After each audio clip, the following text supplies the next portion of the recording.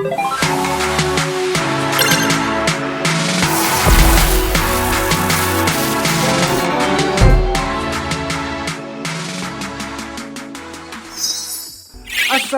dan salam sejahtera. Berjumpa kembali di episode yang seterusnya. Okey, pada hari ini kita akan cuba review sebuah karya lokal kita, iaitu karya tempatan kita.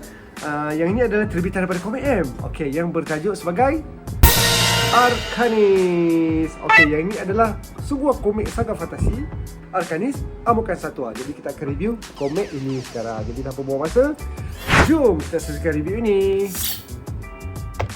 Alright geng, kembali lagi ke Review Zone. Okey, kali ini kita akan review komik Arkanis ini. Jadi ini adalah sebuah komik saga fantasi Arkanis Amukan Satwa. Jadi ini adalah cover depan.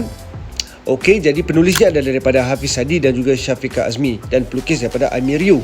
Okey, ini adalah bahagian belakang. Di situ ada sinopsis ringkas dan juga harganya sekitar RM18 bagi Semenanjung dan juga RM20 bagi Sabah dan Sarawak.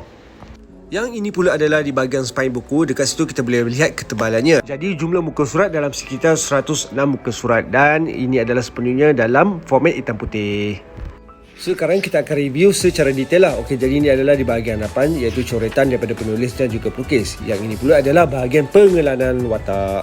Okey, jadi ini adalah watak-watak yang terlibat di dalam cerita Arkanis ni. Okey, jadi ada kesemua 5 bab yang terdapat dalam komik Arkanis ini, dan kesemuanya diceritakan dengan sangat terperinci dan menarik lah.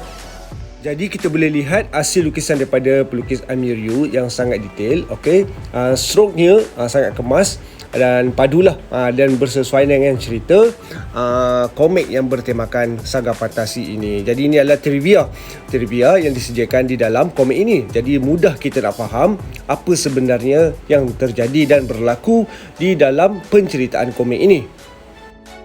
Baiklah, setelah kami membaca komik Arkanis ini, kemungkinan akan ada sambungan. Okey, jadi kita sama-sama tunggulah sambungannya.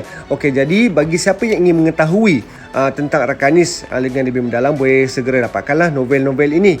Okey, dekat situ judul-judulnya. Okey, dapatkan segera di pasaran. Okey.